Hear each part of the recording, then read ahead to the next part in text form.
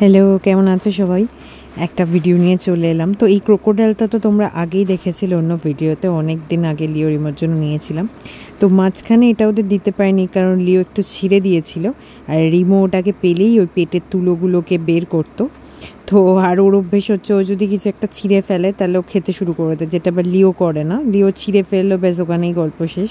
তো সেই জন্য এটা তুলে রাখা হয়েছিল। তারপরে মা টাইম বের করে ওটাকে সেলাই করে দিয়েছে, পেটের দিকটা একটু ছিঁড়ে গেছিলো, দিয়ে এবার এটা রিমোকে দেওয়া হয়েছে। তো রিমোর ভীষণ এখন বন্ধুত্ব হয়ে গেছে ক্রোকোর সাথে। রিমো এমনিতে মানে এই ক্রোকোডাইল বা এই ধরনের সফট টয়গুলো দিলে দেখছি ছিঁড়ে না, ওই টেন্ডেন্সিটা আবার লিওর আছে। কিন্তু ওই মানে যেহেতু এটা তুলো বেরিয়ে গেছিলো তাই ওকে দেওয়া হয়নি কিছুদিন।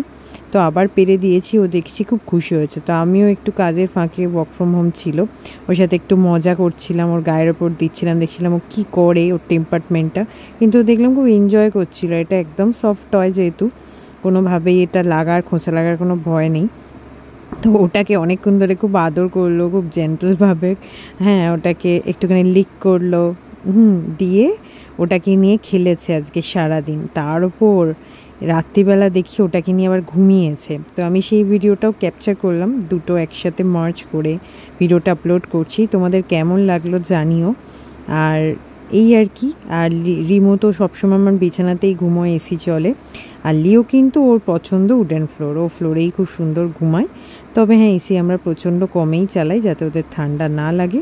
আর এই যে দেখো রিমোর কাণ্ড, কি সুন্দর ক্রোকোডাইলটাকে হাত দিয়ে নিয়ে, পুরো আমাদের মতো আমি ছোটোবেলা যেরকম নিয়ে ঘুমাতাম, অনেক বড় বয়স অবধি আমি টেডি বিয়ার নিয়ে ঘুমিয়েছি।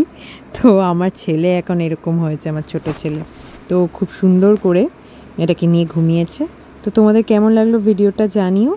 আর ভিডিও ভালো লাগলে লাইক, শেয়ার আর অবশ্যই কমেন্ট করো। আর তোমাদের মতামত খুবই ইম্পর্টেন্ট। আর আবার একটা নতুন ভিডিও নিয়ে চলে আসবো। ততক্ষণের জন্য টাটা, বাই বাই।